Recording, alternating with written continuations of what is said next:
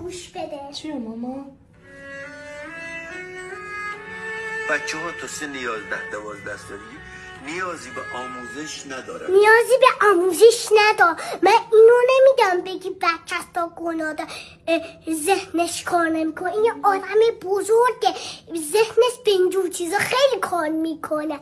ما تا 10 سالگی نیازی به مدرسه نداره. مدرسه برای تصحیح شده که ما شیطونی کنیم، ما بریم اونجا خالی کنیم، زمین بازی اگر داشته باشه ما بریم اونجا خالی کنیم. چه برسه که من 5 سالم باشه. ای قربونت برم مامان جو. مامانی اینو گوش دادی؟ آره خب یه ذرهشو گوش بده. بازم گوش بده تا حفظش کنی، تو ذهنت نگهش داری. خب مامان نباید بری اصلا درس بخونی؟ نه مامانی، من درس بخونم میدونی چی میشه؟ چی؟ میرم اونجا میشینم. خب اینجوریم. خب بیحالم. میگی ماما چرا بیحالی؟ بعدش الکی منو میبری دکتر.